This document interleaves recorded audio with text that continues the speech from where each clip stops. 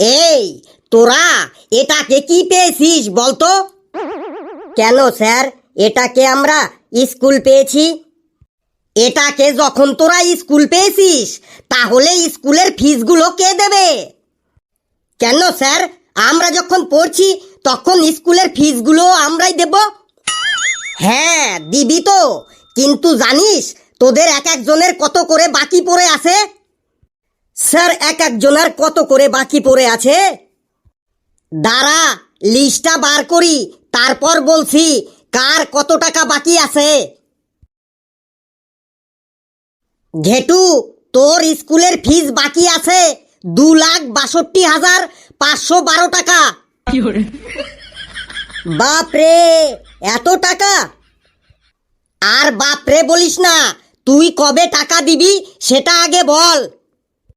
কিন্তু স্যার, এত টাকা কি করে হলো সেটা একবার বলবেন? কি করে হলো মানে?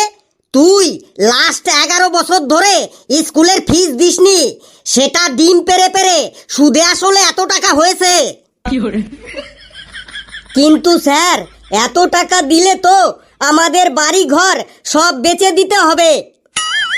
সে তোর বাড়ি ঘর বেচে দিতে হয় হোক, তুই আগামী 7 দিনের মধ্যেই স্কুলের ফিস জমা করবি, না হলে কিন্তু আমি তোর নামে থানায় একদম কেস করে দেব। স্যার, ফিসটা একটু ডিসকাউন্ট করা যাবে না? কি বললি? ডিসকাউন্ট? স্কুলটাকে কি তুই শপিং মল পেয়েছিস যে তোকে আমি ডিসকাউন্ট করব?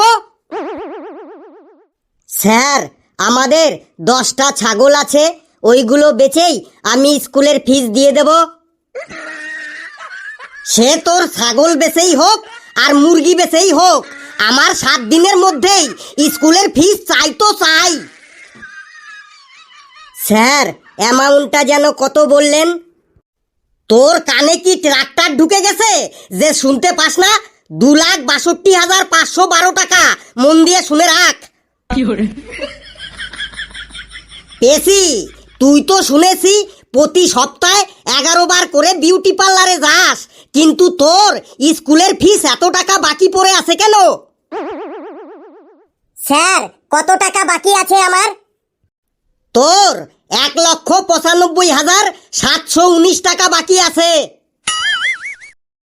বলেন কি স্যার, এত টাকা আমার কি করে বাকি থাকে? কি করে বাকি থাকে মানে? তুই ফিস দিসনি তাই তোর বাকি আছে। কিন্তু স্যার, আমি তো ফিস দিয়েছি। হ্যাঁ দিয়েছিস, কিন্তু সেটা 7 বছর আগে। স্যার, আমি সামনের মাসেই ফিস দিয়ে দেব। সামনের মাস বলতে তো আগামী 100 বছরের সব মাসকেই বোঝায়। তুই কোন সামনের মাসে দিবি বল? স্যার, এই মাসের পরের মাসেই দেব। শোন, এর পরের মাসে যদি তুই ফিস জমা না দিস তাহলে কিন্তু আমি তোর সাইকেলটা আটকে রেখে দেব, তারপর ফিস জমা দিবি আর তোর সাইকেলটা সারিয়ে নিয়ে যাবি। ওটাকে কালু নাকি? কালু, বলতো শাহরুখ খানের বউয়ের নাম কি? স্যার, শাহরুখ খানের বউয়ের নাম গৌরী খান। সেটা তো দেখছি তোর ভালোই মনে আছে, তাহলে স্কুলের ফিসের কথা মনে নেই কেন?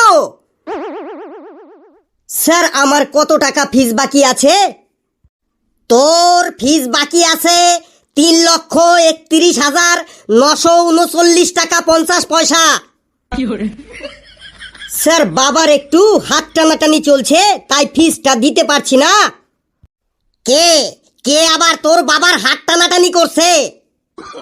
স্যার, বাবার হাত কেউ টানাটানি করছে না, আমি বলতে চাইছি বাবার হাতে এখন টাকা পয়সা একটু কম আছে। কি বললি? তোর বাবার হাতে টাকা পয়সা কম আছে? কালকেই তো তোর বাবাকে দেখলাম বাজারে 300 টাকা কেজি কাতলা মাছ কিনছে, আবার বলছিস তোর বাবার হাতে টাকা পয়সা কম আছে? গুল মারার আর জায়গা পাস না? স্যার, কোথায় 300 টাকা কেজি কাতলা মাছ আর কোথায় 3,41,939 টাকা? ওসব কথা স্যার, আগামী 7 দিনের মধ্যেই আমার স্কুলের ফিস চাই চাই চাই। স্যার যদি 7 দিনের মধ্যে স্কুলের ফিস জমা না দিতে পারি তাহলে কি হবে স্যার? তাহলে কি হবে? যদি 7 দিনের মধ্যে তুই স্কুলের ফিস জমা না দিতে পারিস তাহলে তোর নামে আর তোর বাবার নামে আমি কিন্তু হাইকোর্টে মামলা করে দেব। তখন দেখবি কোর্টে দৌড়াতে দৌড়াতেই তোদের পায়ের জুতো ক্ষয় হয়ে যাবে। স্যার আর মামলা করতে হবে না, আমি 7 দিনের মধ্যেই আপনাকে ফিস দিয়ে দেব। স্যার আমার কোনো স্কুলের ফিস বাকি আছে? বাকি আছে মানে? তুই তো এই স্কুলে ভর্তি হবার পর এখনো পর্যন্ত 1 টাকাও ফিস দিসনি, আবার বলছিস বাকি আছে। স্যার কত টাকা বাকি আছে আমার স্কুলের ফিস? তোর বাকি আছে 7,53,826 টাকা। স্যার আমি তো পল্টু মস্তানের ছেলে, আমাকেও ফিস দিতে হবে? তুই পল্টু মস্তানের ছেলে তো কি হয়েছে, আমার কাছে ওসব মস্তানি ফস্তানির গল্প করিস না। তোর বাবাকে যারা মস্তানি শিখিয়েছে তারা আমার কাছে সবাই টিউশনি পড়তে আসে, বুঝলি? তুই ফিস কবে দিবি বল? স্যার আমি যদি ফিস না দিই তাইলে কি করবেন? তুই যদি ফিস না দিস তাহলে তোর নামে আমি থানায় এফআইআরও করব না আর কোর্টে কেসও করব না, তোকে একদম ভুলভাল পড়িয়ে দেব, তখন বুঝবি মজা। স্যার ভুলভাল পড়িয়ে দেবেন তার মানে?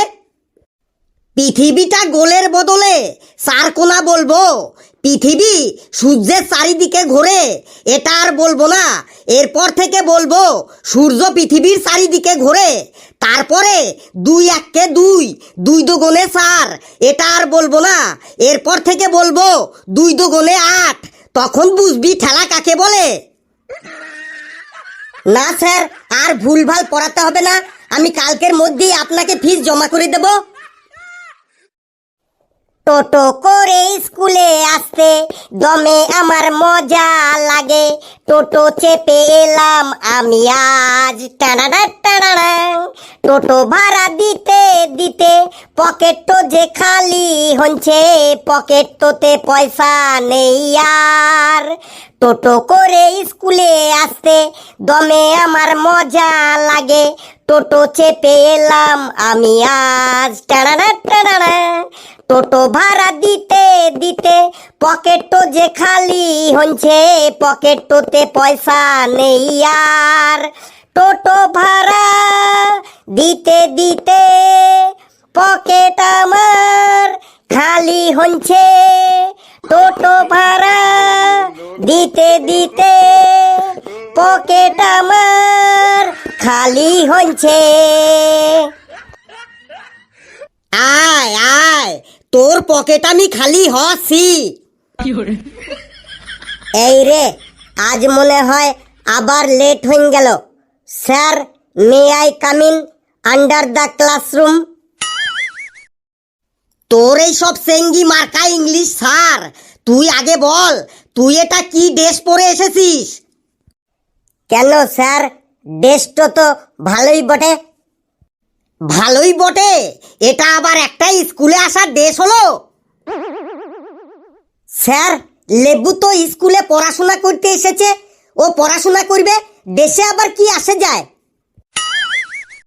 ড্রেসে আবার কি আসে যায়? ড্রেসে অনেক কিছুই আসে যায়, ড্রেসের ওপর অনেক কিছুই নির্ভর করে।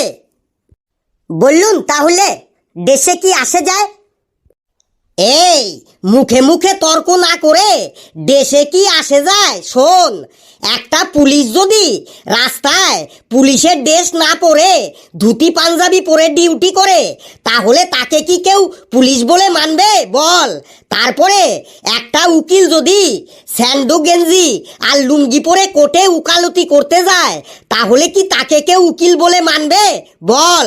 তারপরে একটা পাইলট যদি খালি গায়ে গামছা পরে প্লেন চালাতে ওঠে ওই প্লেনের যাত্রীরা তাকে প্লেন চালাতে দেবে বল? একটা ডাক্তার যদি বারমুন্ডা পরে হসপিটালে রুগী দেখতে যায় তখন রুগীরা সেটা দেখে কি বলবে বল? একটা ভিখারি যদি স্যুট টাই কোট বোট তারপরে চোখে সানগ্লাস পরে ভিক্ষা করতে বেরোয় তাকে কি কেউ ভিক্ষা দেবে বল?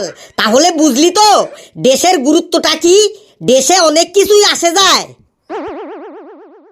হ্যাঁ স্যার, এবার ভালো করে বুঝলাম দেশে অনেক কিছু আসে যায়।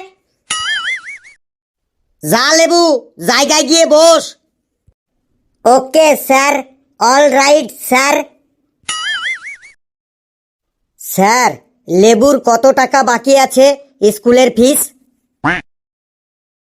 লেবু, তোর স্কুলের ফিস বাকি আছে 2,91,352 টাকা। কবে দিবি বল?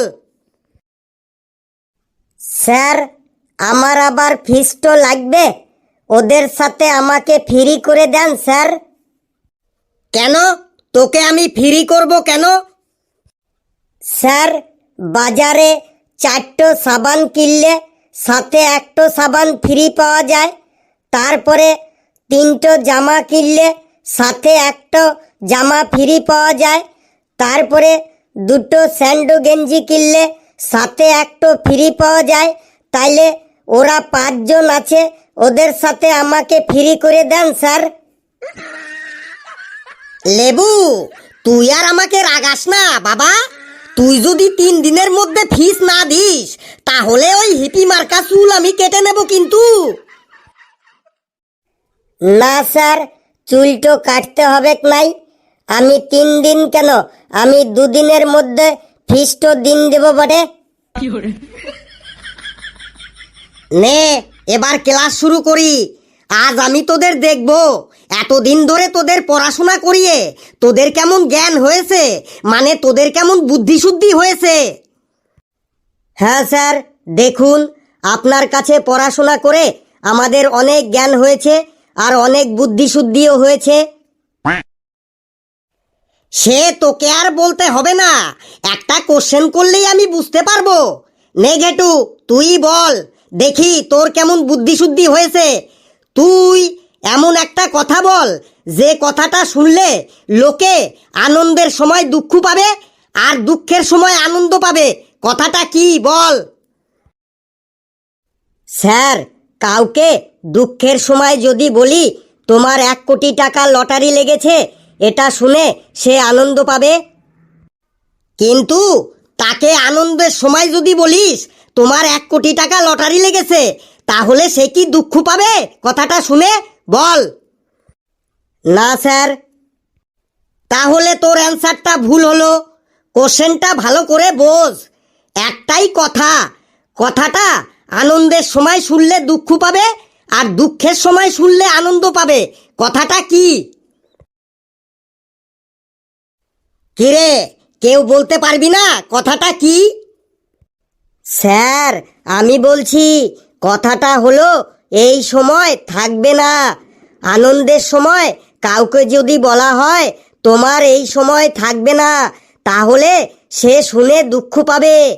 আর দুঃখের সময় কাউকে যদি বলা হয় তোমার এই সময় থাকবে না, তাহলে সে কথাটা শুনে আনন্দ পাবে। Very good Hablu, very good, excellent excellent. বাড়ি যাবার সময় ক্যান্টিন থেকে আমার নাম করে আর তোর পয়সা দিয়ে একটা ললিপপ কিনে নিয়ে যাস। স্যার, এবার আমি একটা কোশ্চেন করব, আপনি বলতে পারবেন? আমাকে কোশ্চেন করবি? কর কর, তোর কি কোশ্চেন আছে কর। স্যার, একটা বিয়ে বাড়িতে গিয়ে বরযাত্রী আর কন্যাযাত্রীর মধ্যে কি করে গন্ডগোল বাঁধানো যায় বলুন তো? তুই বল শুনি, বরযাত্রী আর কন্যাযাত্রীর মধ্যে কি করে গন্ডগোল বাঁধাবি? স্যার, বিয়ে বাড়িতে গিয়ে বরযাত্রীদের পাশে গিয়ে বরযাত্রীদের শুনিয়ে শুনিয়ে বলতে হবে মেয়েটার এই বরটার থেকে আগের বরটাই দেখতে খুব সুন্দর ছিল। আর কন্যাযাত্রীদের পাশে গিয়ে কন্যাযাত্রীদের শুনিয়ে শুনিয়ে বলতে হবে ছেলেটার এই বউটার থেকে আগের বউটাই বেশি ভালো ছিল। ব্যাস, এই বলেই ওখান থেকে টুক করে কেটে পড়তে হবে, আর দেখতে হবে না। তারপরে শুধু খেল দেখবেন, তারপরে শুধু খেল দেখতেই যাবেন। এই, কে আসিস রে? ফেলুকে একটা নোবেল ছুঁড়ে মার। বাপরে বাপ, তোর মাথায় আসেও। এই, তোরা চুপচাপ বস, আমি এখন যাই।